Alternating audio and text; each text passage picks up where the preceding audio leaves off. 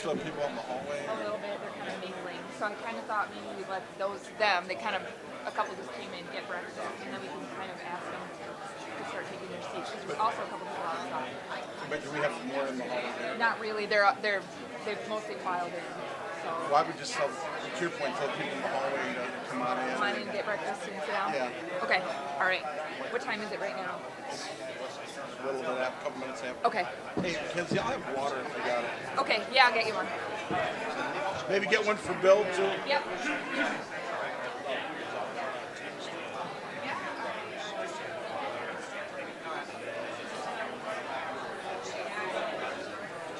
Do you want me to sit over here and make it easier for... No, we're golden. Hey, look, you got your covers. I was just looking through them. We had Bill up there for a while. No.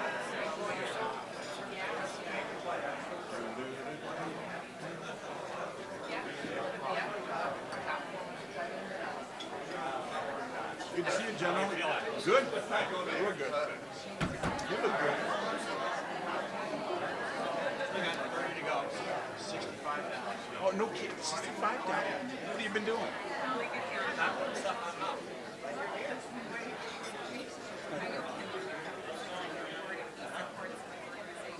Ken supports so many great things. So you're going to do something out of the collection? Good to see you. How are you? Staying out of trouble? No. How you been doing? Didn't you? Oh, thank you. Didn't you start your own business? Well, we get there about 4 times a year, actually. They're treating you well?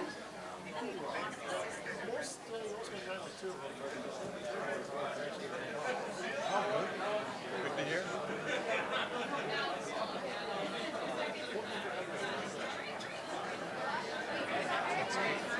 I don't know. Well, I think, overall that becomes... We keep getting the leader every time we...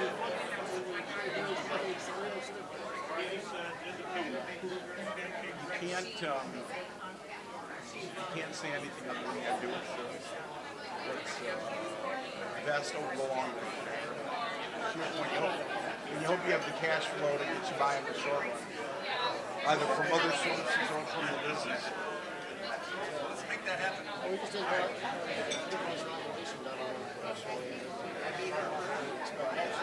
No, good. That's great to hear. That's great to hear. But we still keep pressing on, which is, I guess, a good thing. 5 minutes over. Yeah, so we're just about ready to go. We go to work. I think so. We got a few still coming in. Oh, that's okay. We're always going to have a few coming in.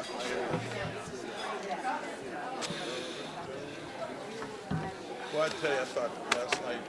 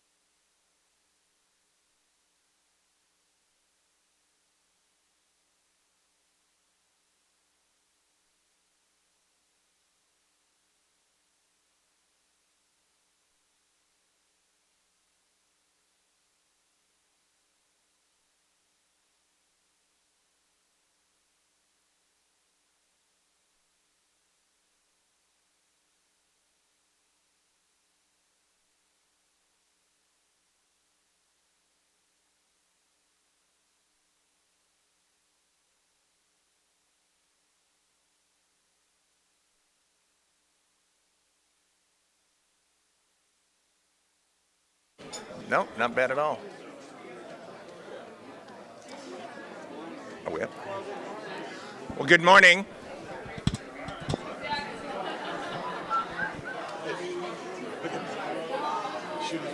Oh, yeah, absolutely.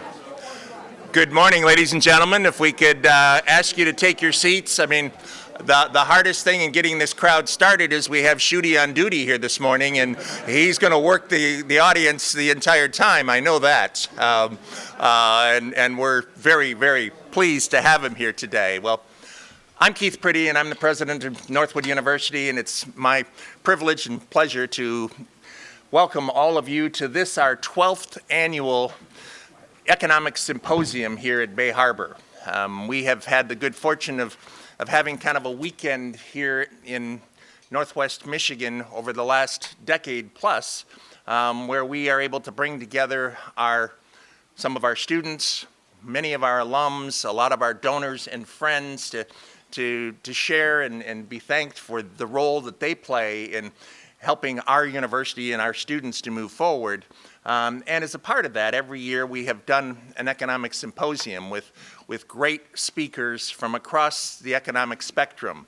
And many of you that are in this audience will remember that last year we had our colleague and friend Dave Camp, our former member of Congress and former chairman of the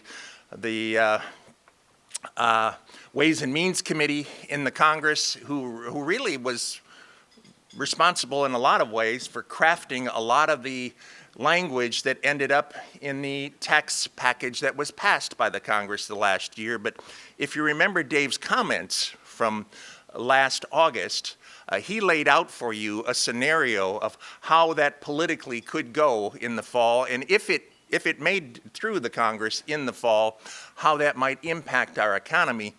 And he was virtually spot on everything he said then and the impact it has had on our economy with the tax cuts.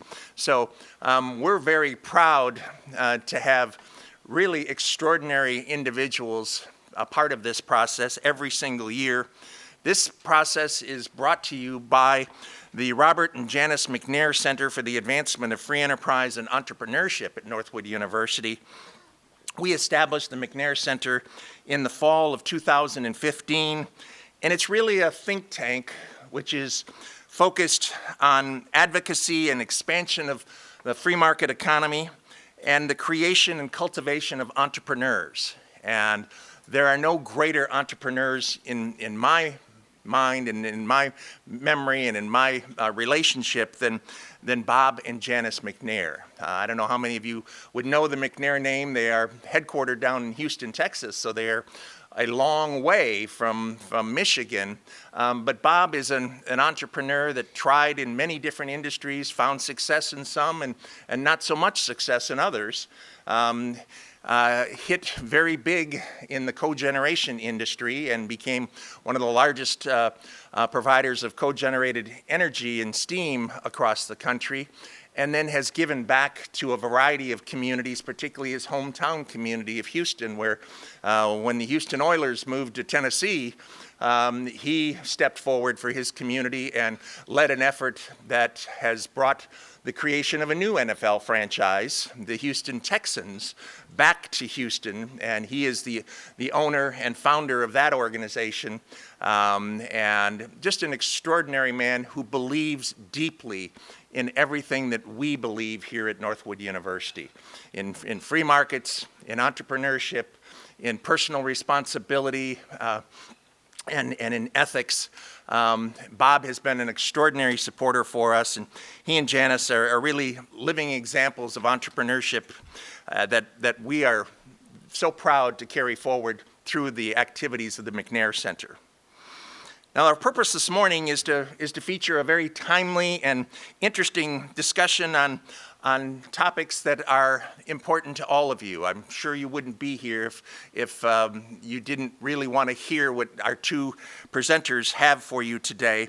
Leading the discussion will be the director of the McNair Center, our own Dr. Tim Nash, and I can honestly say he is our own in every sense.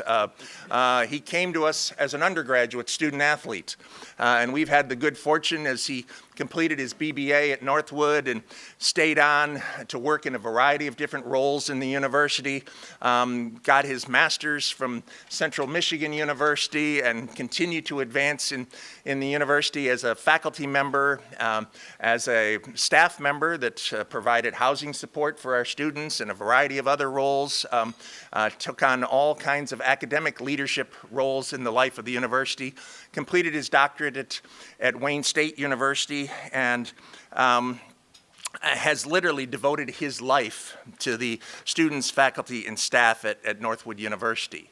He's an author of many different publications. We at Northwood are most proud of his work on When We Are Free, which is sort of a critical volume. I think we're in our sixth publication of that, sixth printing of that. All of our students and faculty use that in the classroom throughout the years. He's also been the primary editor of and author of our 9 volumes of In Defense of Capitalism. We have copies for you up here in front and on some of the tables. We would encourage you to take this home with you. This is a compilation of a number of different pieces that were written and researched by our students, faculty, and staff, with heavy emphasis on our students. We're one of the only universities that allows our students to get involved in the publication process and then actually publishes their work and research. So enjoy this. I think you'll enjoy the subject matter here. It's very timely, but it's also about a number of incredible businesses in the state of Michigan that are making a big difference to our economy. Businesses like Zenders of Frankenmuth and so many others that are chronicled in this publication. Dr. Nash has served in so many different ways for so many different organizations in the corporate world. I'm not going to go through that whole long list, but primary among those, he is the primary author of the competitiveness study for the last 6 years that has been done for the Michigan Chamber of Commerce Foundation. And that study by itself has led to dramatic impacts, dramatic changes in the Michigan economy and opportunities to make our state more competitive with the 50 states around the country. He writes our economic outlook every month. He researches and writes the Auto Care Association's monthly industry indicator report. He does a number of different programs, and recently on public television in Midland has his own television show sharing with him the monthly economic impact. And so we're very pleased to have him be a part of this. He's an adjunct scholar to the Mackinac Center for Public Policy in Midland and an adjunct scholar to the American Legislative Exchange Council, and has just played a huge role across the country in pushing forward good, solid data from a free market point of view. So we're pleased to have Tim with us today, and Tim is going to go first and introduce our second guest. But let me just give you a little background, just a touch of background on our other presenter today, who we are so pleased to have him here today. This means so much to us in many different ways because we actually had a deal that the winner of the primary was going to come here and speak, and so it means a lot that you're here, Bill. We really appreciate that you are here.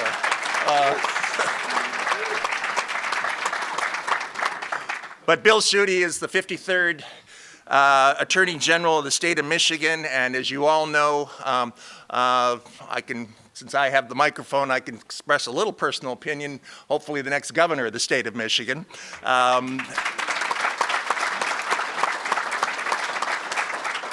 As our top law enforcement officer, he has done so many things to benefit and protect all of us here in the state of Michigan. He formed the Michigan Commission on Human Trafficking.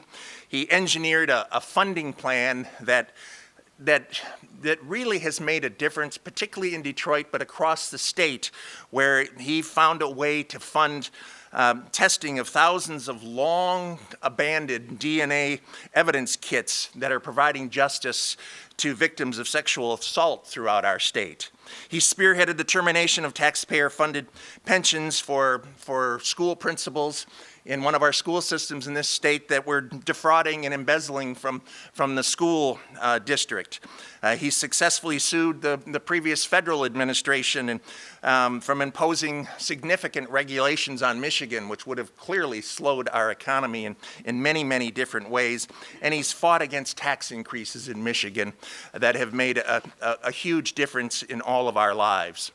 Throughout his career, he's advocated for the Michigan farmers when he was the director of the Department of Agriculture. He has protected taxpayers and working families and small businesses as a state senator here in Michigan. He's protected and upheld Michigan's Constitution as a judge on Michigan's Court of Appeals.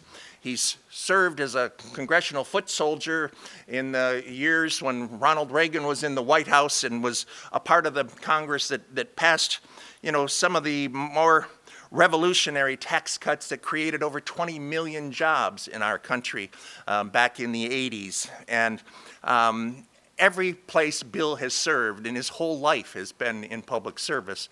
He has made a significant difference. So we are so pleased to have Bill with us today. He's a graduate of Georgetown University and received his law degree from the University of San Francisco Law School, and maybe most importantly to some of us in the room, received an honorary doctorate from Northwood University in 2005. Bill and his wife Cynthia and their two children, Heidi and Billy, are a part of our home community, Gretchen and I, in Midland, Michigan, and it is not as well known as it should be, the role that Bill and Cynthia and Heidi and Billy play in that community. But they have done so much behind the scenes for our community and for our university. I mean, Bill serves as a trustee of the Gerstacker Foundation, and he has quietly been an advocate for much of the philanthropy that this university has received from a variety of foundations over the last decade. It's been his behind-the-scenes work helping to sell the good ideas that the institution has that has brought that to fruition. So we can't thank you enough, Bill, for being here today and for all you have done for us historically and for all we hope and expect you're going to do for us going forward. So with that rather long introduction, let me turn it over to Dr. Nash. I know you all are going to have some questions over the course of the morning, so if you'll hold your questions, I think we're going to have a roving microphone at the end that we can move around and you can address your questions directly to Dr. Nash and Attorney General Schuette. But let's start with Dr. Tim Nash. Thank you, Keith.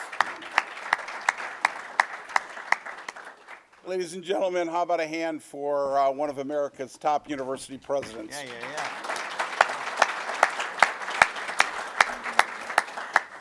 First and foremost, it's great to be with you today, and it's an honor to be on the stage with a person I've admired for a long time, and as Keith noted, we're all hoping to be the next Attorney General of the state of Michigan, Bill Schuette. You mean governor. Why did I say that? It's all right. Maybe President of the United States. How about that? Yeah. So as you look at the economy today, I think one of the key notes and one of the key variables is the fact that there's a tremendous amount of confusion out in the economy and in the state of Michigan relative to what's happening, and it also applies at the federal level. And so what we always hope to do at this part of the symposium before we turn things over to our keynoter is to give you a view of the preliminary data for our chamber study. And the 2018 chamber study is going to come out at the end of September. And there's a tremendous amount of data in that study as it relates to a historical view of Michigan going back to the late 1990s. And then last year we added a snapshot of the last 5 years. And so what I'd like to do is to paint a picture of briefly the global economy, the U.S. economy, and then the Michigan economy, and give you a couple of points of interest and perspective relative to what's taking place. And I think that you need to focus on the fact that there's been dramatic changes in the state of Michigan, and the person to my right has been a key player in that arena for a long time. It is not an understatement to say that Bill Schuette has had his hand on the guidance of the state of Michigan from the time he was a state legislator to his time in Washington, D.C. as a U.S. congressman, to many positions within the state government. And as you look at it, think about the data and the change. And it's important for you to let the data speak for itself. This is not a political discussion. We're not here to say anything other than these are the facts, and let's let the facts lead us to the proper decisions. The quote that's up there is by one of my heroes, Milton Friedman, and Dr. Friedman was commonly said that most economic fallacies are derived from a tendency to assume that there is a fixed pie, meaning that if somebody wins, another person has to lose. And Dr. Friedman, in a real simple but profound way, would always note that you can bake another pie, or you can bake a bigger pie, that the pie can be expanded, that the economy today can be larger tomorrow and next week and next year, so that everybody wins. It's not a zero-sum game. And again, he was very famous for saying everyone can win in a free and competitive market. And so if you look at the world today, you think about this, look at the global economy. The United States still today is by far and away the world's largest economy. These are estimates for 2018. But if you look at the global economy and you think about the fact that the United States is about 25% of the world economy. We have 4% of the world's population, and we have 25% of the world's economy. Number two is China, and one of the real interesting points of analysis is we have 330 million people. China has 1.3 billion people. So start to take a look at things per capita. Those of us that have been to China a few times in the last 20 years, our hat should be off to the Chinese people. It's a freer, it's a more competitive economy, but it's an economy whose aspirational goal is the United States of America. It is a country that, without dramatic change, will never surpass the United States in terms of certainly overall economic prowess and per capita economic prowess. Now, as you look at the United States and you look at Michigan and you look at the Great Lakes region, when we first started doing this symposium, the state of Michigan in the Midwest was called the Rust Belt. And there was very little hope and very little promise for the economy of the state of Michigan. Two people I'd like to publicly thank would be Dr. Pretty and Bill Parlberg, because they were both playing a major role at the Michigan Chamber of Commerce, and they got us the opportunity to literally do the study that we will be unleashing in the fall of 2016 or 2018. We did the first one in 2012. And again, you think about the change in the Great Lakes region, you look at Michigan. Think about the following. India is the 6th largest economy in the world. If you took the 5 states in the Great Lakes region, added up their GDP, those 5 states would be larger than the economy of India. Or another way of looking at it is Michigan, if it were a free and independent country, would be roughly the size of Belgium and would be the 26th largest economy in the world. So it's important that we understand that the United States, in size and scope and prowess, we have states that are among the top 10 largest economies in the world. The state that we live in, the arsenal of democracy during World War II, back, if it were a country, would be the 26th largest in the world. Now, if you look at the U.S. economy, there has been some rather favorable and dramatic change. If you look at the U.S. economy and you think about where we are today, we have had 4 great quarters. If you look at the second half of 2017 and you add the first half of 2018, we have averaged a little over 3% GDP growth for a year. That's been a rarity. That's something that hasn't happened in this country in a long time. And if you look at the third quarter, if you're interested in data and you want to take a close look at the economy on a regular basis, I think one of the best forecasting tools is called GDP Now. And it's all one word, and it's produced by the Federal Reserve Bank of Atlanta. And they do, in my opinion, the best estimate of the upcoming GDP. They were, in the end, spot on with the second quarter of 2018.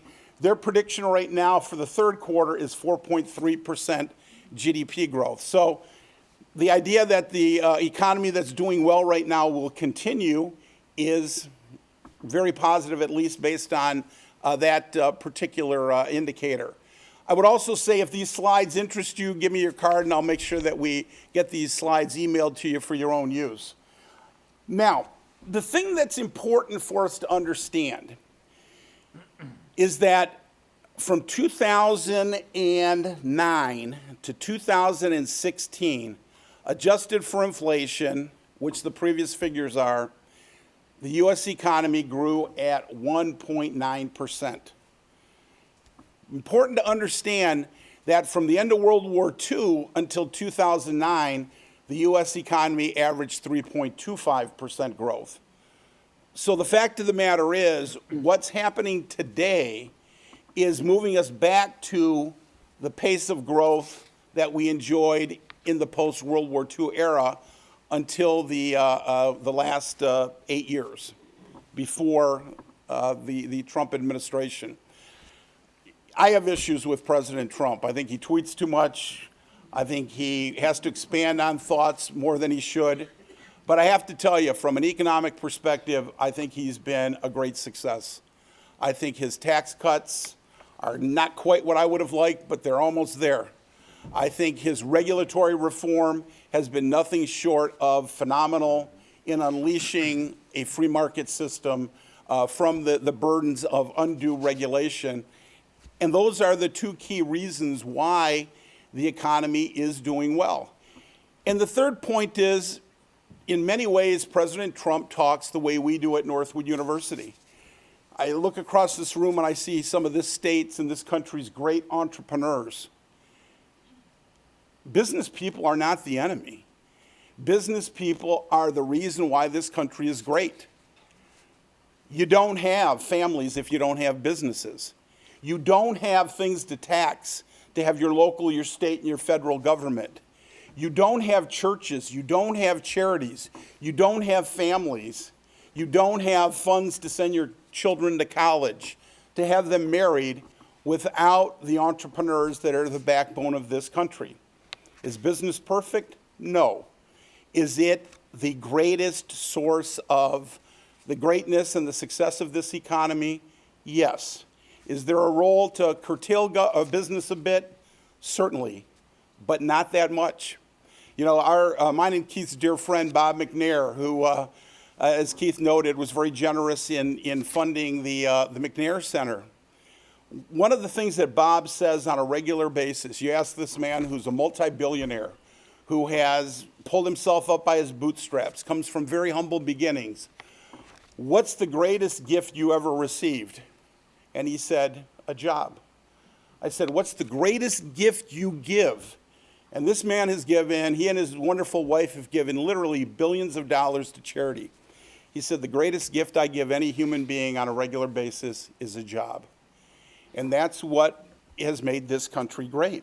And that's what's been the catalyst of the growth in the United States. And so what I would simply say to you is, the economy is doing well, in my opinion, because of tax cuts, regulatory reform, and the fact that we're now talking about, from the White House, what makes America great, and that's the American competitive free enterprise system. If you look at job creation, we're on a pace right now to surpass growth in 2016 and 2017. And so if you look at job growth from January through July, We have created well over 1 million jobs, and we're on pace to break 2 million for 2018. Also, what's important, I think, to understand is one of the great changes in the U.S. economy has been manufacturing jobs. In the last year and a half, we have created almost 500,000 new jobs in manufacturing. 3 years ago, the White House was saying manufacturing's gone away. Manufacturing jobs and manufacturing growth in those jobs is a thing of the past. And now our great dilemma is we don't have as many skilled tradespeople to fill the jobs, to drive the pace as quickly as we could. But job growth has been very impressive, along with the fact that the unemployment rate is at 3.9% as of last month. It's one of the lowest rates in the last 50 years. And for a number of categories, from minorities to women, it's at a 40, 50-year low as it relates to where we are in the economy. Hiring. Right now, what you're going to see is that these are jobs that are available by region in this country. And again, you can see that the Midwest is one of the strongest regions in the country where we need more and talented employees.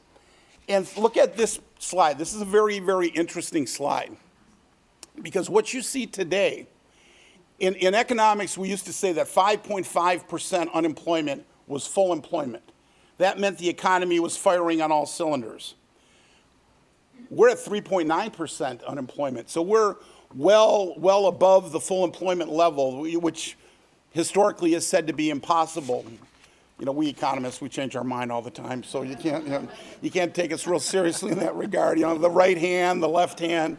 But the point is, we have more jobs available than we have people unemployed looking for work. That hasn't happened in this country in a long time. We also have a record number of Americans employed. Of that 330 million people, look at the fact that roughly half of them are employed. Our labor force participation rate continues to improve. It is a very strong, a very dynamic economy. Conference Board annually and monthly produces its Confidence in the Economy, where they survey business leaders from across the country. It is at near record highs. Small business, which is the backbone of this economy, roughly 70% of all Americans work for companies 300 employees or less, for companies that size. And the level in July at 107.9 is the second lowest in the history of the index, and the highest level of that index, or I'm sorry, it's the second highest or second best in the history of that index. The best ever was 108. So business confidence, especially by small businesses, by entrepreneurs, the people that are starting companies that will later become the Dows, the DuPonts, the Amways, the large companies that make this country great. These are the people that are starting the small companies that become the big companies that are the backbone for hiring, and we're at near record levels for that index.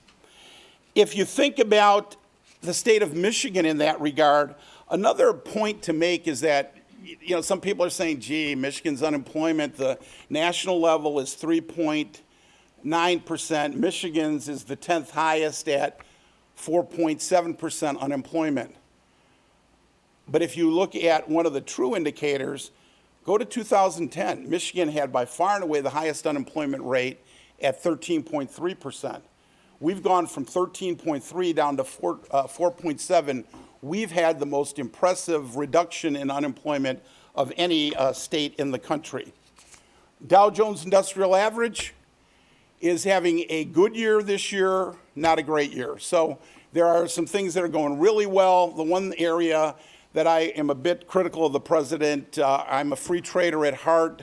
I don't like a lot of the rhetoric regarding potential trade wars, and I think that's what's dragging down the stock market a little bit.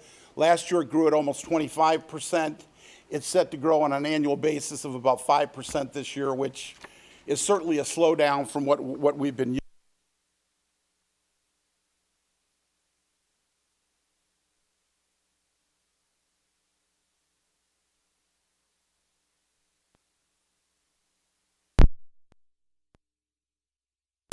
the U.S. economy, based on this as another measurement, is firing on all cylinders. We had record corporate profits of $1.92 trillion for 1 quarter. So on an annualized basis, that's almost $8 trillion of profits regarding the U.S. economy. And you can see that $985 billion were distributed in dividends. And the thing that I think is important when people criticize the effect in the U.S. economy, and they say it's only the rich. But the thing you have to remember, ladies and gentlemen, is almost 50% of all stocks are owned by pension funds. And so when those pension funds, those 401ks, are doing well, they are the recipients of the lion's share of this great success. And so the economy, as you take a look at it, you look at profits, you look at things on an annual and on a quarterly basis, and just think about 1951, the best quarter in 1951, and it was the worst quarter in 1951, and the all-time low was $14.4 billion. And here you're looking roughly 70 years later, and we're talking almost $2 trillion. So it's another way of measuring the dramatic change in the size and scope of the U.S. economy. Now, let's take a look at Michigan. Michigan was 14th in GDP growth last year. 10 years ago, we were 50th in GDP growth. So there's been a dramatic change in GDP growth. Last year was not a great year. The country averaged 2.1%. Michigan exceeded the growth of the country by a couple of tenths of a point. If you look at GDP per capita, adjusted for inflation, we had, again, a very strong year. We were number 6 in the country in terms of GDP growth per capita, meaning per person. If you look at nominal wage growth, we were good. If you looked at it over a 5-year period, we were number 6. If you look at it just last year, we were number 23 at 3% growth, not adjusted for inflation. As you look at the business climate, if you look at overall taxes, Michigan has mirrored what has happened recently in Washington. And I would like to think that President Trump, as he campaigned in 2015 and 2016, looked at what's happened in Michigan in the last roughly 8-9 years. We had dramatic reform in taxes under Governor Snyder. We had a lot of reform as it relates to regulation. The man to my right was responsible for a lot of that reform. And as you take a look at the state of Michigan, we are now overall, in terms of overall business tax friendliness, number 2 in the region behind Indiana. We're number 12 nationally, and we're number 8 as it relates to the corporate income tax. Our corporate income tax was 10 years ago, was the 25th best, or the 25th highest, roughly, 26th highest in the country.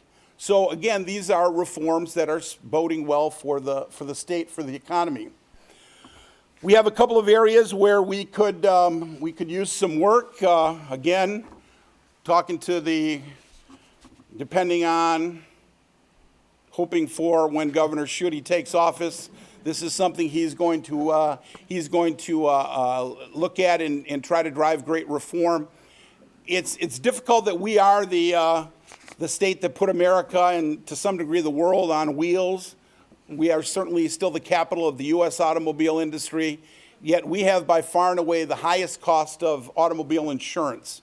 And in our study, we make recommendations, and every year we have cited this as one of the key issues that needs to be taken care of. There needs to be a lot of regulatory reform to bring Michigan automobile insurance costs down. This is an average of 3 studies, and if you look at it, maybe Governor Schuette can go to the north or to the south of us to the great state of Ohio and figure out what they're doing in Ohio as it relates to automobile insurance costs, because they are the lowest in the country. As it relates to gasoline taxes, we have the 6th highest, and some people would say What are we doing with the revenue? Because our roads are a little bit bumpier than we would like them to be. And I think we have some opportunities there. If you look at or you analyze the economy as a whole, here's what I would say in general about Michigan and about the United States. Tax and regulatory cuts at the state and federal level have clearly worked. If you look at the job market, it is strong. If anything, you can argue we have a labor shortage because we don't have as many employees as we need, especially skilled employees, to fill all the jobs that are available. Corporate profits are strong, and quite frankly, I think when the second quarter profits come out, you're going to see that they're getting stronger.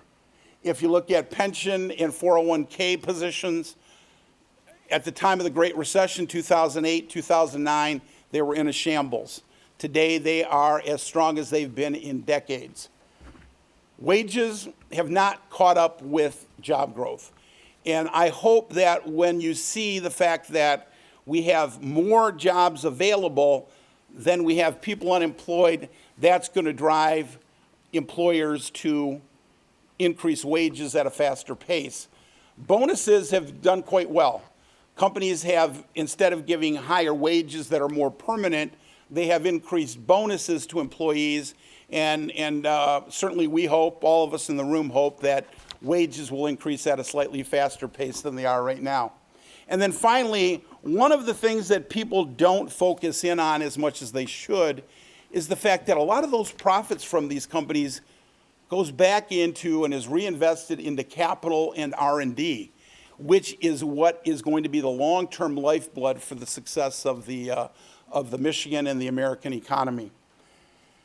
It is, ladies and gentlemen, my distinct honor to turn the program over to a very good friend and the future governor of the state of Michigan, Dr. Bill Schuette.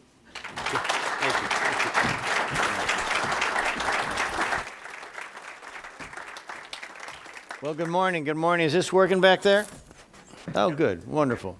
We're all set. Terrific. Well, good morning. Good morning. My name is Bill Schuette. I have the privilege of being here. Thank you so very much for welcoming me in such a warm fashion. Tim, I always appreciate your dissertation, your work, your explanation, your math, and how you explain the economy of Michigan and America. Thank you very much. Pam, it's always fun to be with you too. And Keith Pretty, what a great friend you are. You should all know when I first ran for Congress years ago in downtown Midland, we had needed a little campaign headquarters, and Keith Pretty put the paint on it. He helped me paint my first campaign headquarters. Did a beautiful job, I must say.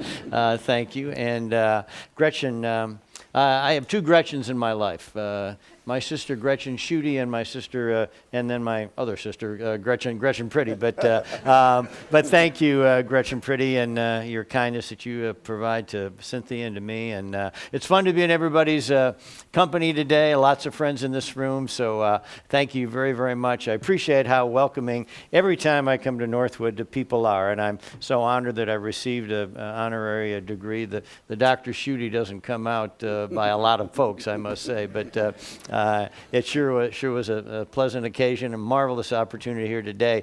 You know, the kindness that you all provide me here is, in my work right now is running for governor, which is an incredible experience, which I'll share with you in a moment. You don't always get the warm welcome that I've received here today. Sometimes there are cheerleaders, and sometimes, you know, people wave, but when it's one finger instead of five, it's a little bit, a little bit disconcerting. I got to let that roll off my back, right? The other day I was pumping gas. I think I was in southeastern Michigan, and went into the store to pay the bill and get a 5-hour energy or something like that. So I whip out my credit card, put it on the counter, and the guy looks at me and says, "Hey, has anybody ever told you you look like Bill Schuette?" And I was thinking, man, these TV ads are working. This is pretty cool. And so I go out to shake hands, and he looks at me and goes, "That really must irritate you."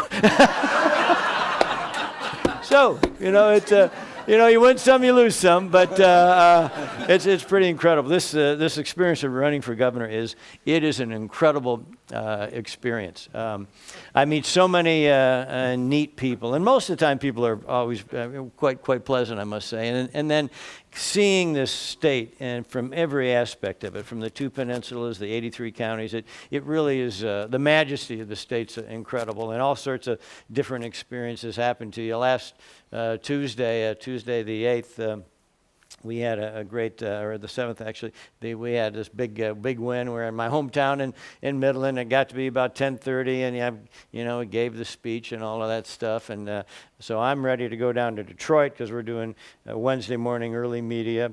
Going home just to say goodbye. My wife was here at this little room at the ballpark in Midland where we had our victory celebration. So Cynthia and I and daughter Heidi and son Bill and a few folks were there, and I get a phone call, and you know how you get these phone calls and it says unknown, and I'm thinking, my gosh, someone's checking my credit card problems, or selling me new windows or something like that. And so I looked at Cynthia and I said, should I take this call? And she says, oh, go ahead.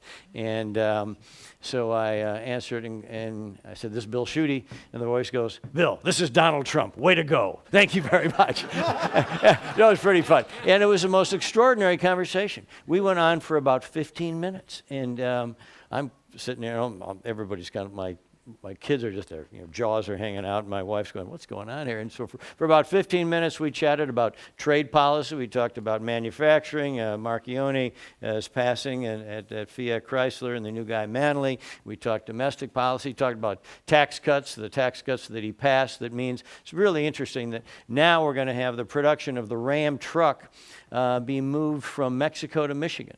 When was the last time you heard about jobs coming back from Mexico to our state? Pretty remarkable. So we talked about all that stuff, and then he went even farther back for the first time when we chatted on the phone, and we talked about my campaign in the Oval Office. So we went through all of that as well. And I remember when he first tweeted his support for me, and he's not going to change this tweeting thing. I'm going to tell you that. That's just who he is. And so his first tweet when he endorsed me, he spelled my name wrong, and I assured him later. I said, there's about half of Michigan that has spelled my name wrong in this journey in public service I have. And so then he tweeted a second time for me, and I'm the only candidate for governor of America who's received 2 tweets from the President of the United States. So it's, anyway, it was an extraordinary time. Hung up with President Trump, and then another call came in and had that same unknown, and I immediately took this one. It was Vice President Pence, and he expressed his congratulations, and he's a quality guy as well. Vice President Pence really doing a terrific job, and so you have all these different experiences when you're running for governor.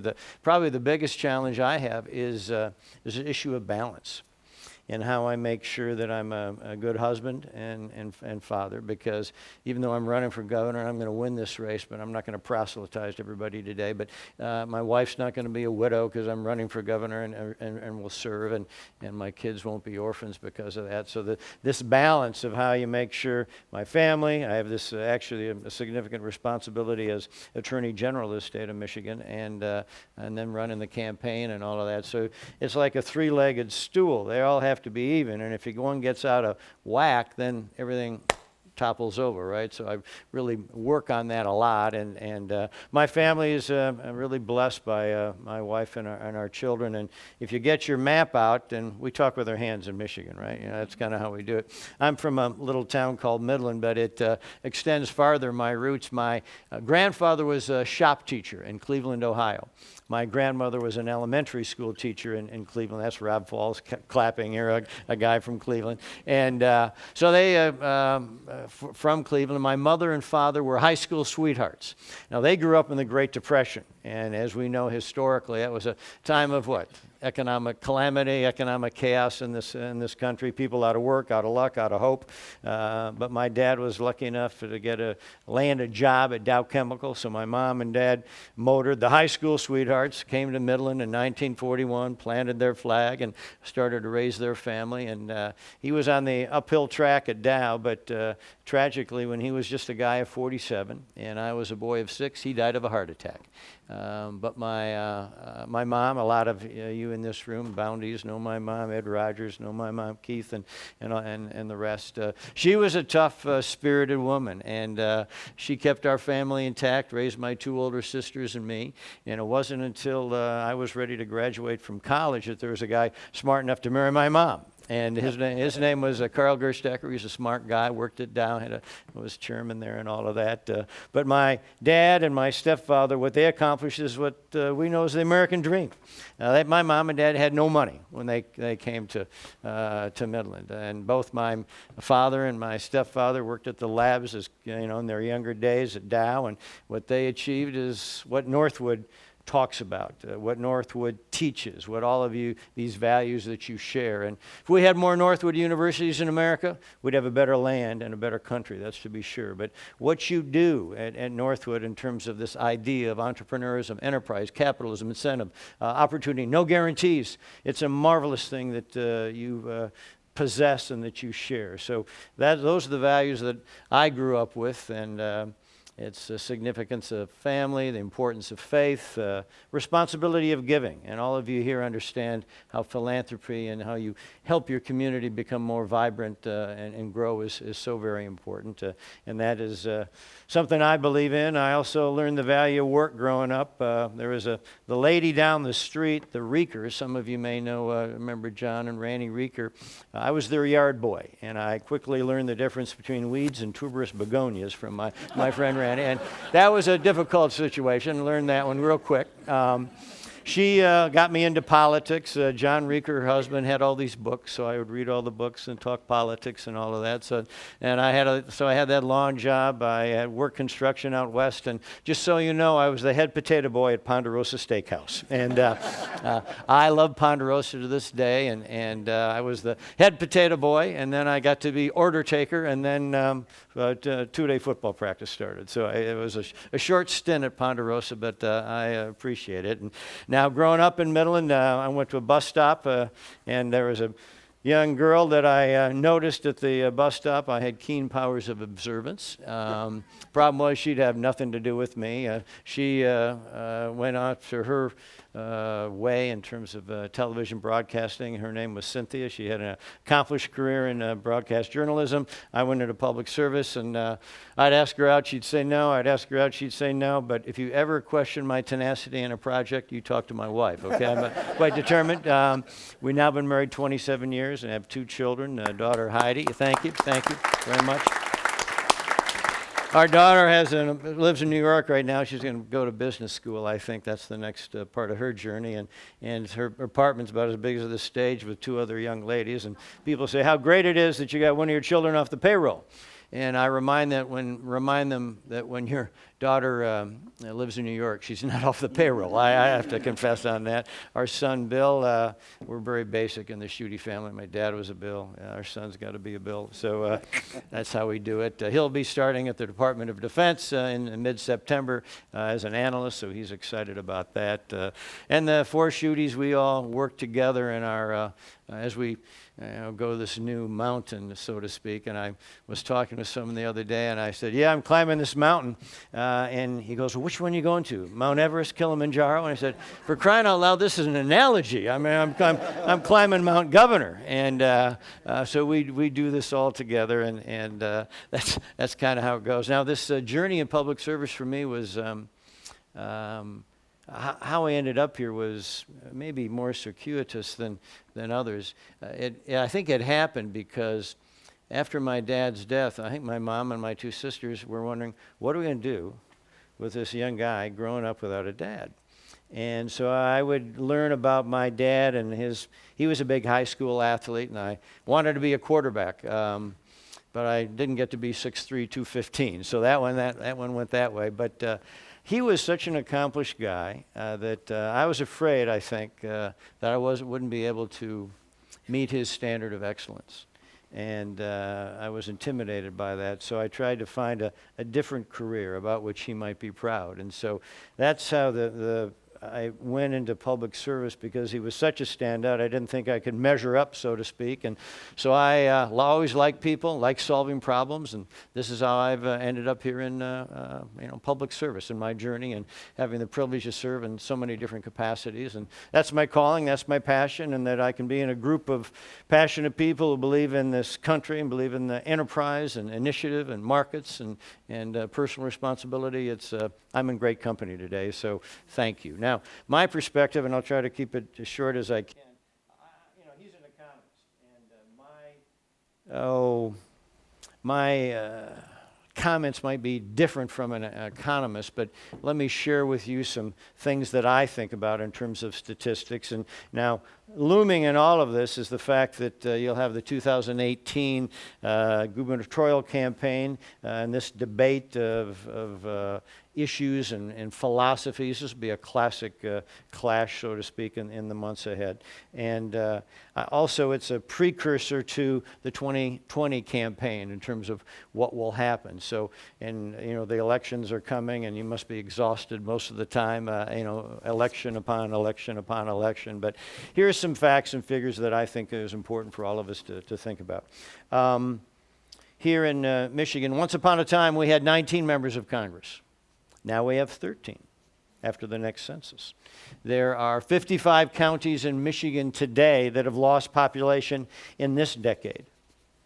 You go to certain areas of the state of Michigan, there are 8-man football teams.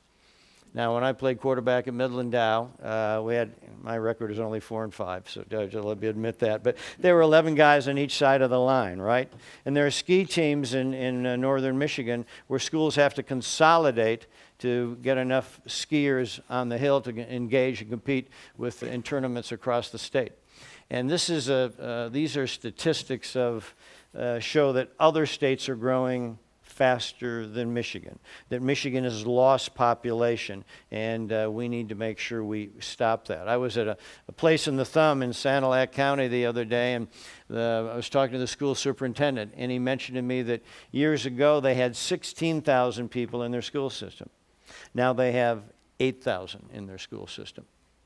So these are some important statistics that I think that we need to remember so that there are goals in front of us so that we're aspirational about where Michigan needs to go in the future.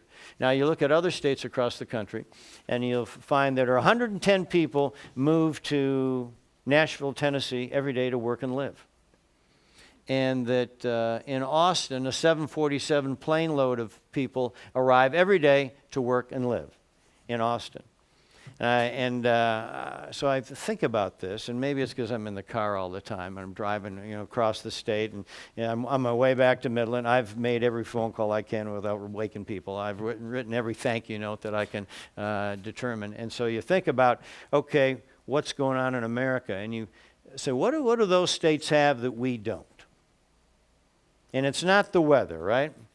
It's 110 degrees in Dallas today, right? And I talked to a friend of mine in Las Vegas the other day, and I said, how you doing? He goes, well, we just don't go outside because it's, so hot all the time. So it's not the weather that has caused other states to grow faster than Michigan.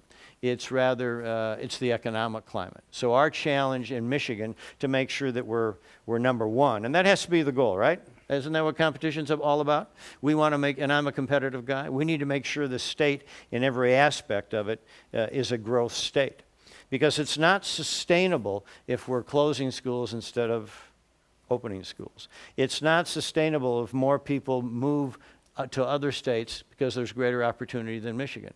And we all know folks who live 6 months in a day in the Carolinas or the Southwest. Because where are the fastest growing states in the country right now? South, Southeast, and the Southwest. That's where the big growth is. And we need to win in this competitive battle, this economic civil war in terms of things. Because it's not sustainable whether you sell chemicals or furniture or cars, widgets, what have you, or trying to find a pool of students to go to a university unless we're a growth state and we have a lot of people living in Michigan. And the other issue on this that is, I think, important, and that is the whole issue of water. And so you have this thirsty South and Southeast and Southwest population growing faster in those states than other parts of the regions of the country. What about the water that we have here? What about diversion? I'm opposed to Great Lakes diversion of water, and even those straddling counties that could be extended and extended and extended if you're not careful. And if we have less significance as a state, if we're a smaller, shrinking state instead of, what does Friedman say? We need to have bigger pies, right? More pies. We want to expand the pie. But if we're a shrinking state because we have fewer people, hence fewer members of Congress, hence less clout in terms of water diversion issue on a national basis, it puts Michigan at risk in the future. That's why I'm so determined that our economic retooling of Michigan and completing our essential elements to sharpen all our economic tools are really important. So to me, what's critical is the lens that you have and the prism through which you see Michigan and America. And you'll see this clash coming both in 2018 and in 2020 in terms of which lens do you view the world. Is it with command and control, a more centralized heaviness of government, more mandates? Look at some of the ballot initiatives that will be on the ballot for you to vote on. More mandates, more government interference, and really the Democrats on the left are really talking about, in encoded language, single-payer health care. If you look how the VA has not honored our veterans with the quality of health care that they deserve, and if that's the model of single payer that the Democrats, government-dominated health care, if that's their path, that's not the path we should go on. So you'll see the lenses of the policies and philosophies expressed, and it's really a question of government dominance, mandates, and higher taxes versus entrepreneurism, market orientation, and entrepreneurship. That's really the clash coming out. Now in Michigan, here's what I think we ought to do and consider. Number one, we need to, the income tax issue. The fact that President Trump cut taxes in America, which means job increases, we need to model that in Michigan and roll back the Granholm income tax increase that was passed in 2007. Has never been repealed. It was supposed to go back to 3.9. It's never been that. And what's happened is it's cost Michigan families $8 billion, which ought to be in private initiative, private incomes, private businesses, which really stimulates growth and means jobs. Second, the slide was very significant on auto insurance rates. The issue here in Michigan is the fact we have the highest auto insurance rates in America. On average, $1,000 more than any other state in the union. And I was in a parade in St. Clair Shores not long ago where a guy, and I'm kind of zigging and zagging across the roadway, a guy comes up to me, grabs me by my shirt in relatively polite fashion, but he was making his point, right? And he said, Bill, you got to cut auto insurance rates, and told me the story about his daughter not moving to Michigan because of the cost of auto insurance. And so if we want to be a state that grows, right? Every little things count. Big things count even more. And the fact is that we have an auto insurance system in Michigan that discourages people from coming instead of planting their flag, so to speak, is really wrong.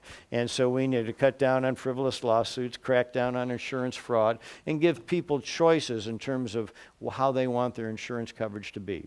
What I intend to do as the next governor is bring people together, and everyone's going to have to give a little bit, everyone's going to have to win a little bit, and that's how you move forward. But we have to give Michigan families a pay raise by lowering auto insurance rates, and that's part of, again, retooling the tax system in Michigan. The personal property tax, we've done some work on it in the past in terms of industrial personal property tax. We need to work that way also with utilities and commercial, and this is a little bit in the weeds, but this is all about how you make sure that the competitive environment in Michigan needs to be at least equal, if not better, than other states in this land if we're going to have people live here 6 months in a day, call themselves residents, and where people live the other 5 months and 29 days, I really don't care. But I want them to be in Michigan 6 months in a day, and that's how, so that people come here. And we all know that folks move different places because of what? Taxes. That's just, and people vote with their feet. That's what they do. And so we need to be aware of that and be competitive on it. Another key issue is this issue of education. And here's the thing that this is outrageous. And the fact is that So we have the highest auto insurance rates in America, right?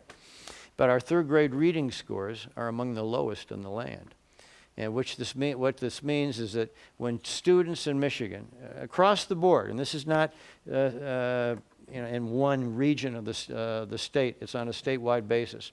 On a statewide basis, only 35% of our children that finish the third grade are proficient in reading. So what does that tell you?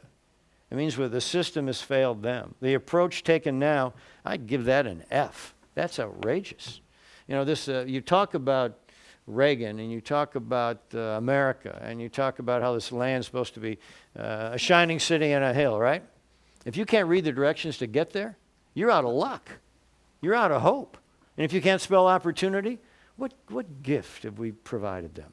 That you can move up the ladder, no guarantees, but if you can't read, then your future, the prism through which you look at the land of Michigan, America, is pretty grim, pretty gloomy.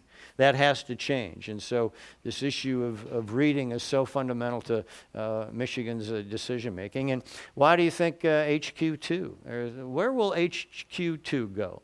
It'll probably go where the school system is strong, the labor talent pool is large, and we have to learn from not getting HQ2 and Foxconn in terms of what Michigan needs to do to make sure that we are competitive and can win these both big and small capital investments in the nation. The roads issue is a big one. You can't be a first world state if you have third world roads. That has to change. And I think the key thing, and Tim, this is something we need to work on, Keith and you and the three of us and everybody, is this issue of mobility. This is central to Michigan's future because there's a clash out there. And Dan, you know this in terms of your responsibilities as a dealer. There's a clash out there between California and Michigan, and the tech sector and the transportation sector as to where are the cars of the future, which are really what? Computers on wheels. Where they will be designed, researched, built, manufactured. And it has to be Michigan. That has to be the legacy of everything we do so that the future of mobility, autonomous vehicles, artificial intelligence, and transportation sector has to be a Michigan issue, true and true. That is the next generation, however you want to phrase it, in terms of the transportation industry, which means Michigan's regulatory climate needs to be smooth, easy, immediate, shortened, and flexible, because that's the regulatory climate that the tech sector is looking at in terms of where they build the plants of the future and where the design, manufacture, and research of all this will be done. So those are some of the key issues I think are important. Now, you all have a responsibility here. And you need to think about these elections in 2018 and 2020. But I think here's what's important. You need to be engaged. You need to be involved.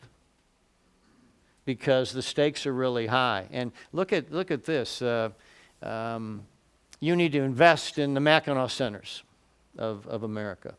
You need to make sure you continue to invest in the Northwoods of the world, to make sure that this spirit of enterprise continues in every way. You need to make sure you're engaged in the process. Some of you here who live here in Michigan, I think understand how some on the left tried to bully and shame and ridicule members of the Michigan Chamber of Commerce Board because they went forward and they were making their viewpoints known on this issue of ballot initiatives. And what did the folks on the left try to do? They tried to bully and humiliate them in the newspapers with advertisements and marches and all of that. And what are they trying to do? They're trying to silence viewpoints different from theirs. And what America ought to be is a place where we can have differing viewpoints, but having discourse and respect for different points of view. And it ought to be based on the strength of your argument, the depth of your passion, but not on the shrillness of your voice or to intimidate others who have a different point of view. So your responsibility to be engaged with folks is really on issues is very important. and be involved in the Mackinac Centers, and again, there are other ones as well. I'm just kind of biased because it's Michigan and Midland and all that stuff, and then Northwood, my hometown university. So you all have responsibility as we go forward, and I simply want to say thank you very much for the privilege of being here. My mom used to tell me, she'd say, Bill, you're judged by the company you keep, and you're judged by those who are your friends. And I got to tell you, I got a lot of friends in this room, and I'm so very proud to be in your company. Thank you very much for a pleasant morning. I appreciate it. Thank you very much. Thank you. All right. Thank you. Thank you. Thank you very much.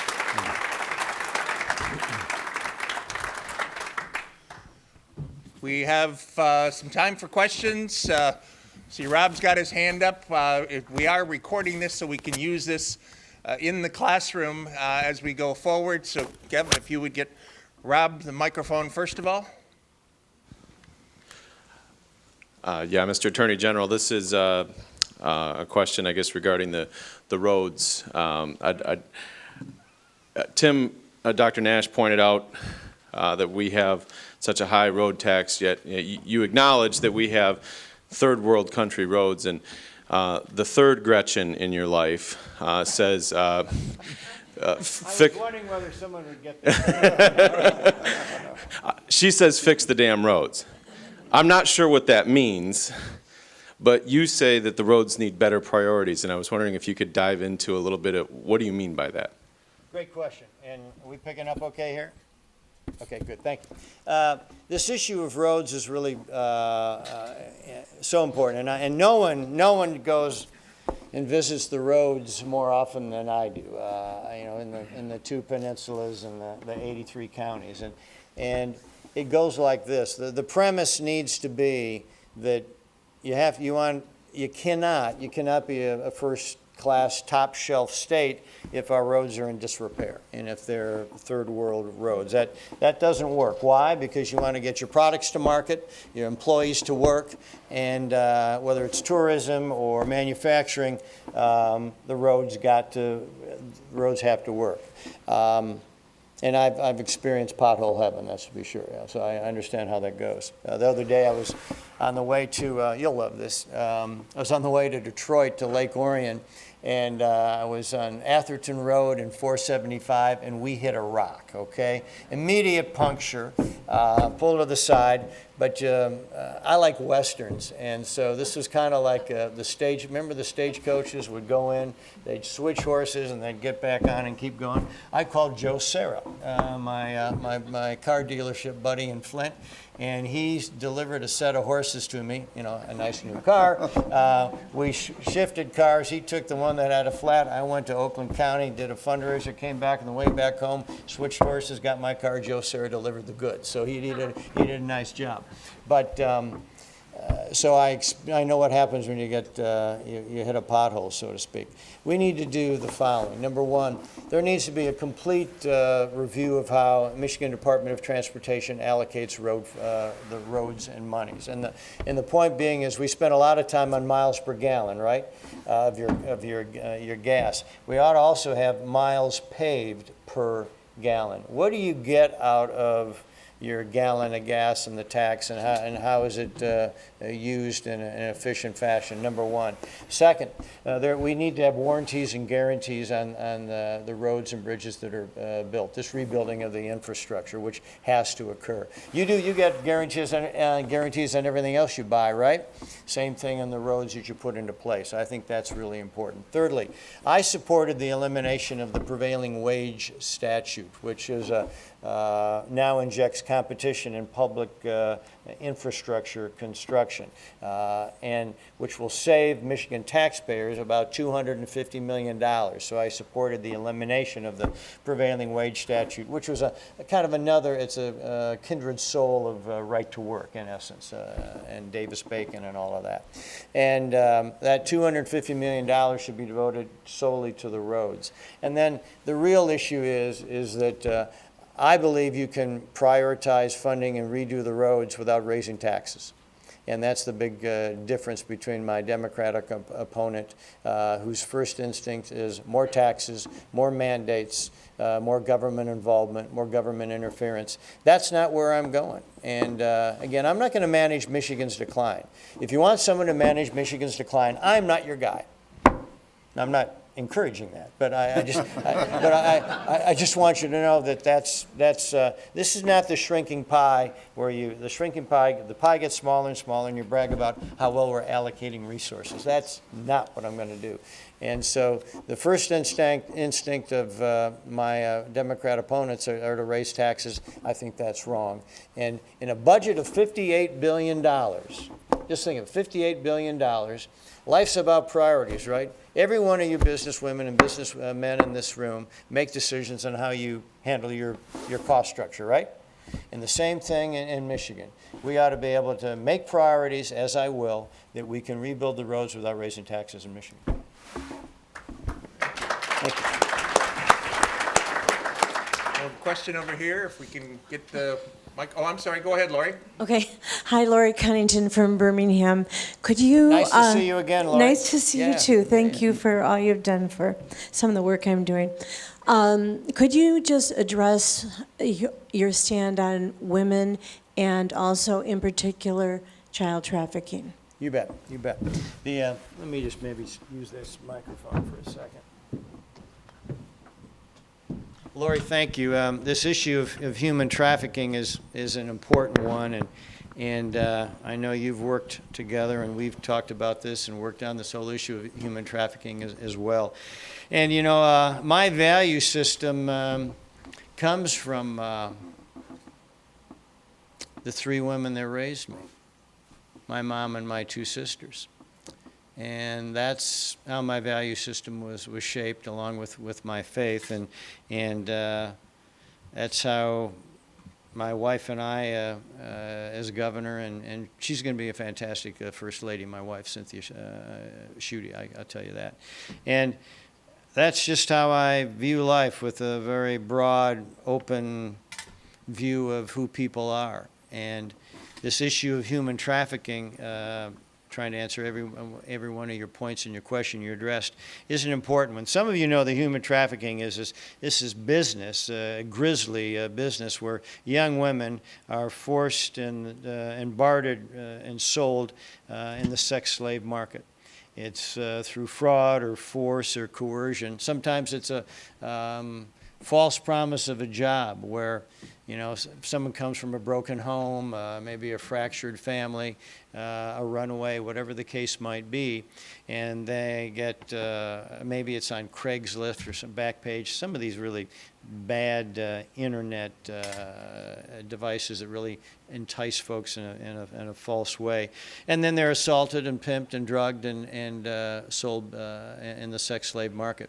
As Attorney General, I put together a commission on human trafficking, and if you ever want to have a good news story, and everyone says the Democrats and Republicans can't work with each other, right? I brought Democrats and Republicans, prosecutors and anti-trafficking activists, sheriffs and educators together from all sorts, an eclectic group, and put together a new commission on human trafficking, changed the laws that increases the penalties for the thugs and the pimps and the who traffic in this terrible crime. And what we did is change the culture in Michigan. So now young women who are forced to have sex are treated as victims, not criminals. That's what we've done in the state of Michigan now. And I think that's significant. Thank you. Thank you. Oh, got a question to the back of the room. Go ahead. Hello, Mr. Schuette. Thanks for your time today. Craig Miller from Clarkston, Michigan. I was fortunate. Thank you, Craig. Thank you. I was fortunate enough to hear your speech Thursday night because I'm a delegate for the 8th District. And on the agendas they handed out, on the back, there was some warnings, some bullet points about Proposal 2 and the redistricting and the gerrymandering. And I just wondered if you could speak to the risks of what might happen if that proposal were to pass. I think it's something that's flying under the radar. You're talking about the voters, not politics. Exactly. This VNP thing. Exactly. And well, it's nice that you're in Clarkston. The gentleman is talking about Thursday.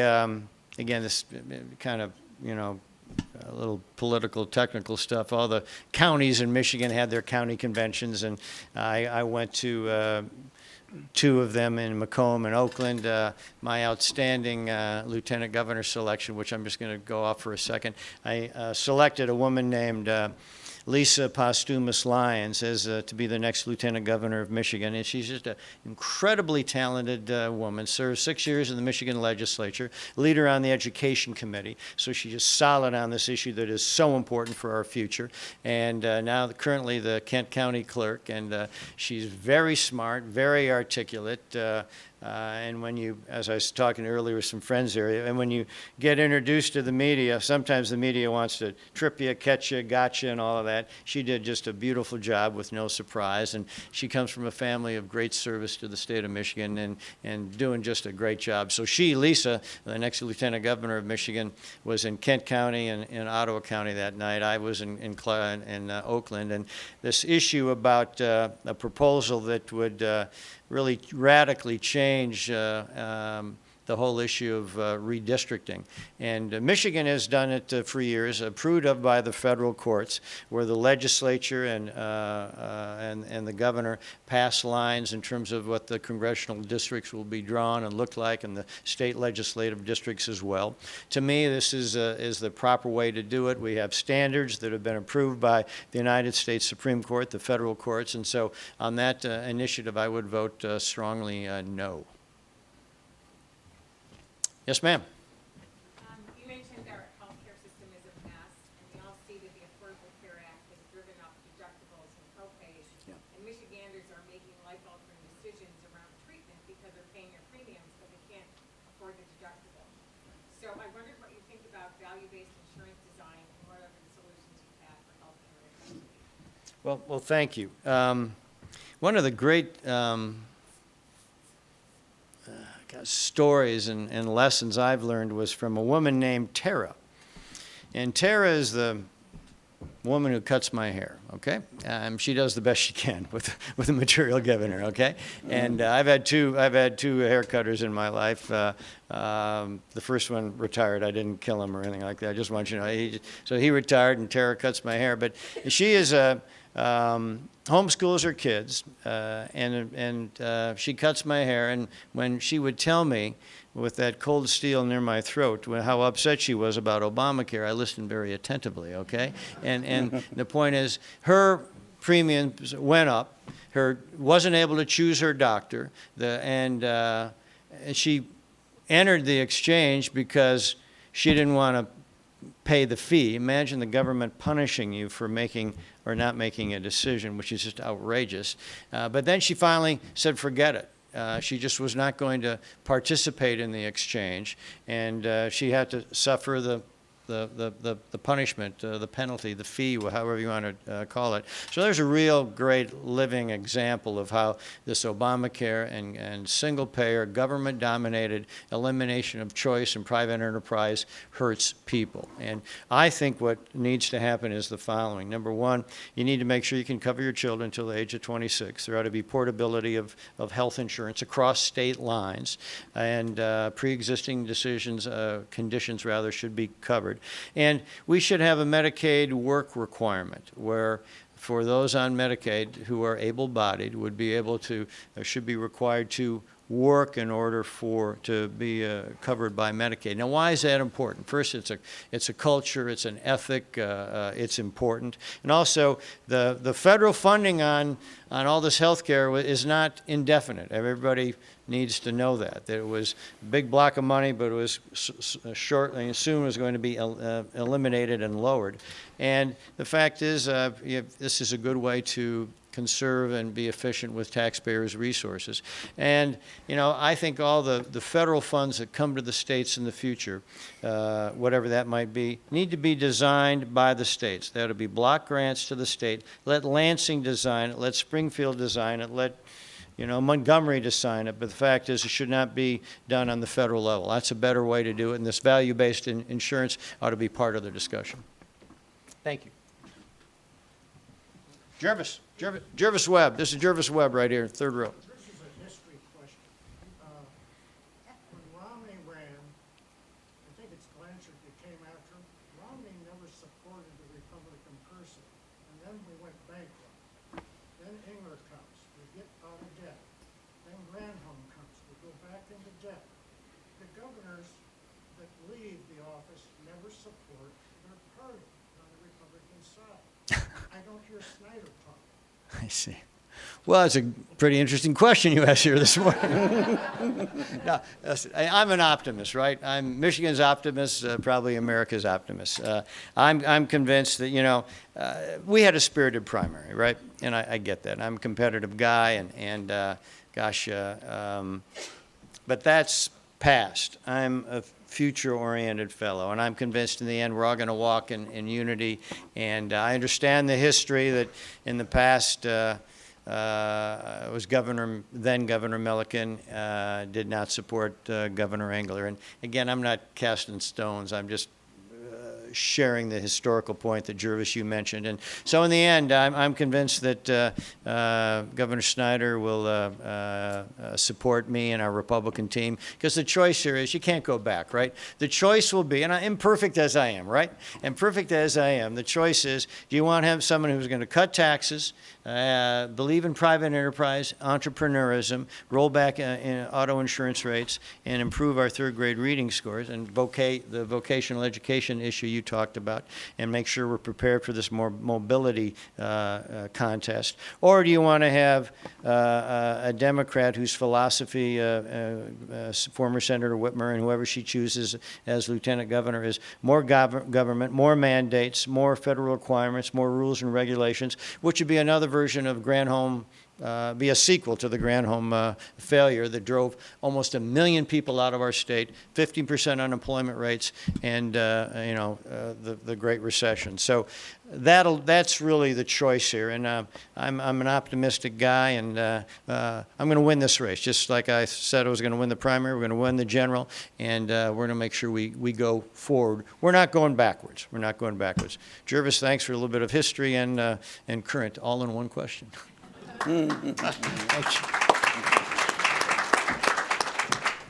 Hello, my name is Sarah Anthony. How are you? Hi, Sarah. So I'd like to, you've listed a variety of issues that Michigan's currently experiencing, whether it's human trafficking, education, the roads. I'd like to know how you're going to prioritize those issues once you are governor, and if there's one that's very personal to you that holds a lot of... Sarah's question is, what about prioritizing these various issues? I'm a consistent guy, Sarah. What I tell you here is the same thing when I'm in southwestern Michigan Tuesday and wherever I am. The same thing I tell you here is the same thing I say elsewhere, and that is the next governor will have a short period of time to make big decisions about where we go. And the political capital of the governor will either expand or erode by how effective you are in those first decisions. I'm going to make some immediate decisions in those first period of time to make sure we roll back the Granholm income tax increase, which I think is fundamental to our future, and lowering auto insurance rates. Those are the first very two things I'll work on, and obviously the issue of how you have the next state budget prioritized towards roads is really critical as well. But I'm going to do just what I said I was going to do. I'm very direct and straightforward on that.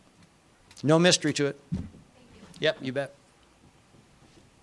You're getting Schuette Unplugged this morning, so that's what you got. Give Debbie the microphone. That would be great. Good morning to both of you, to all of you. My name is Debbie Stevens, and I live in Midland. My question is really, no, very, very glad to be here with you. So Dr. Nash, you presented a lot of economic data on behalf of the U.S. and the Great Lakes Bay region and Michigan that was really very positive and so noted. And there's some things in the area of wages, and Dr. Schuette, you spoke to the issue around population declines and so on. So really, I guess where my question is going to, we've heard a lot of positive ideas of multifaceted approaches that we need to take, but in business and industry, one of the things that we really have learned is that we need to be able to think revolutionary in addition to evolutionary, and we need to be disruptive in what we do.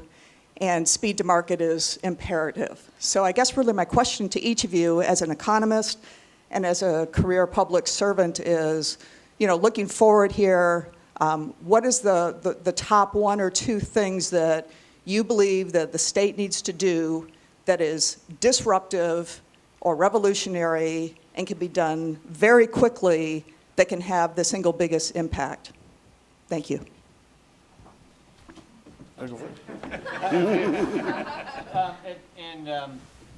Sure, Debbie, that's a really, really good question. And, on this whole running and serving, I feel liberated about all this. I'm not looking over my shoulders worried about, oh my gosh, what about that vote when I was a state senator? Or what about the decision I made when I was a congressman, or a ruling I wrote as a judge, and all of that. So I feel liberated about the process because it's just going straight ahead. And I'm going to have that same attitude as governor, that I'm not worried about the next election or the politics of this. This is about how you make Michigan grow, because otherwise we'll be a smaller, less significant state, and I don't want that. That's why I'm not going to manage Michigan's decline. So this disruptive approach that you phrased, I would use as my word would be maybe an attitude of let's just get it done, an attitude of I'm not worried about the politics, rather it's about the policies that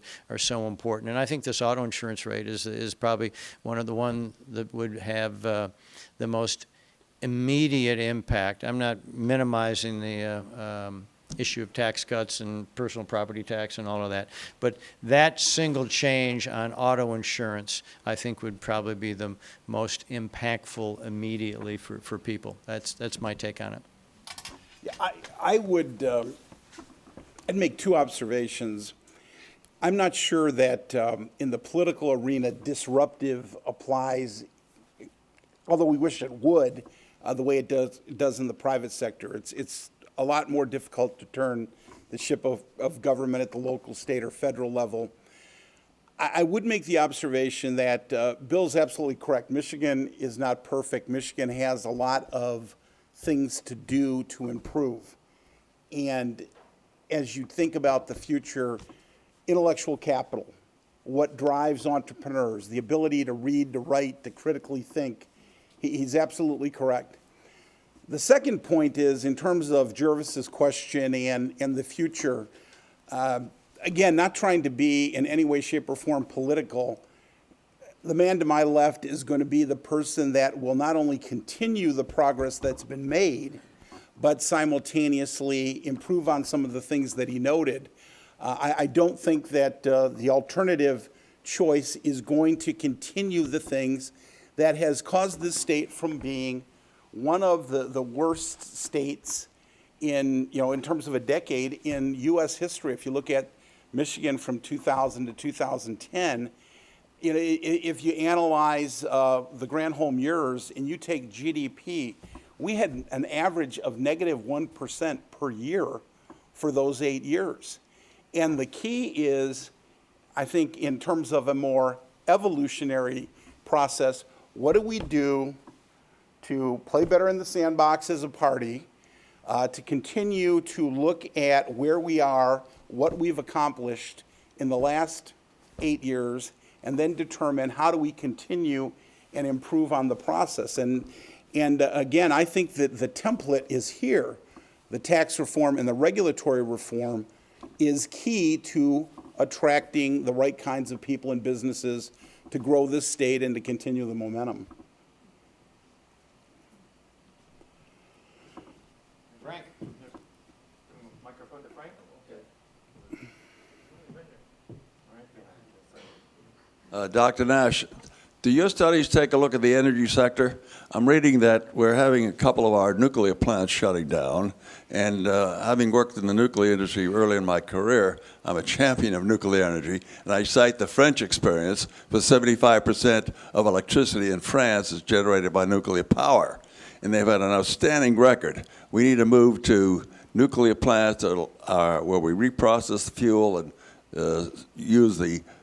take the spent fuel that remains, the the radioactive waste, store that in Yucca Mountain, get that activated. So where do you see nuclear power going in Michigan, if at all? Well, we do look at energy costs. We do not look specifically at the nuclear energy market as a single market. But I would simply and unequivocally say I agree with you 100%. The state of Michigan and the United States needs to move more quickly toward depending less on fossil fuels and more on nuclear energy. If you look at things like solar energy, do I think there's a great opportunity for that in the future? Yes, I do. But I don't think the technology is ready for the cost burden that we have today. And I do think that contrary to what a lot of us grew up with the movie The China Syndrome, nuclear energy is very safe, it's very cost effective, and it's something that can serve us well for not only decades but centuries into the future. Hi, my name is Christopher Deming, and I just wanted to say, Mr. Schuette, I appreciate your time as the potato person at Ponderosa as a former dishwasher there, so I can definitely appreciate that. But I had a question for you. Dr. Nash expertly alluded to the challenges that Michigan faces in terms of our international trading partners, definitely more than most states, and I wondered if you might speak a little bit to Michigan's relationship with our international trading partners and how that might affect our relationship with the federal government. For you, yeah. Coming to me. Okay. Yeah. Here's how I react on all the trade and tariff discussion going on in America right now. From my perspective, the president views this as a negotiation, and he views this as how to get a better deal. And so what he's trying to do is have greater fairness in trading relationships, because it is a fact that we've had great challenge getting products into the Canadian market, as an example.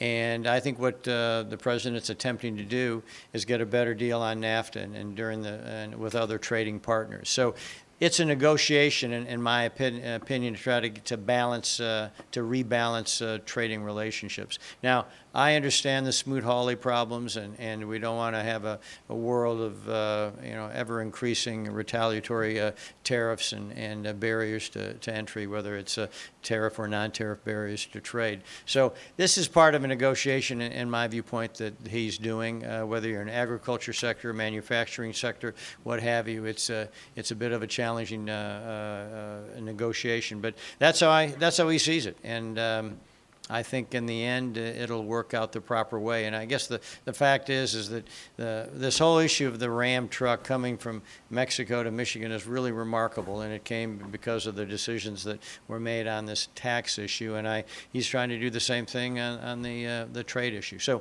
that's how I think it'll in the end play out. We have one more question, maybe.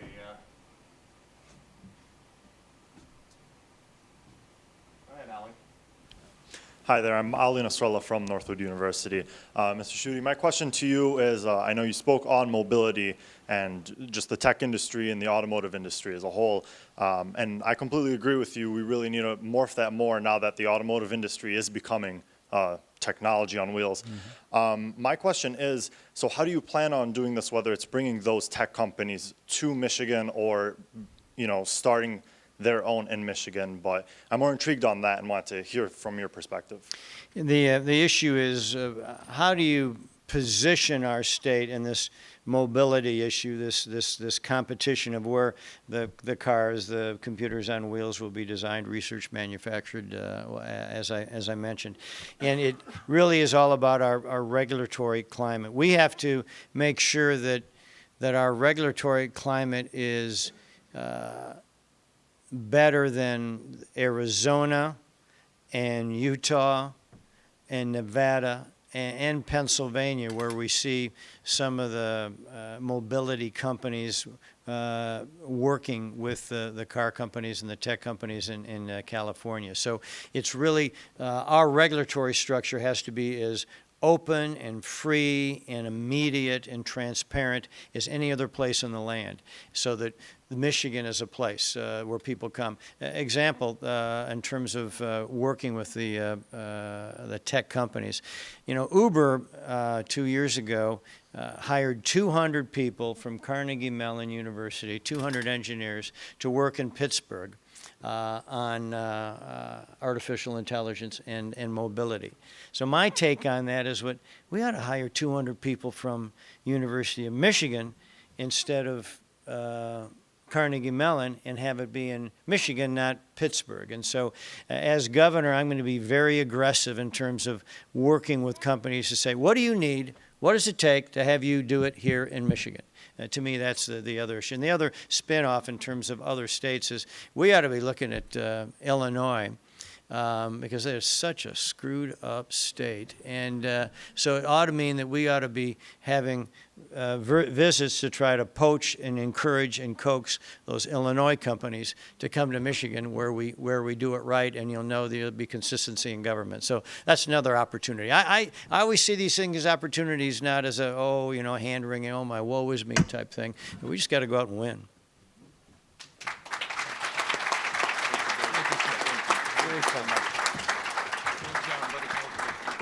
Bill, thank you so much for taking the time to be here with us this morning, to share your thoughts on how we continue and move forward the American dream here in Michigan specifically, but really across our country. And thank you for all you're doing. Best of luck in your next endeavor here as we move forward. As we climb Mount Governor. As we climb Mount Governor, absolutely.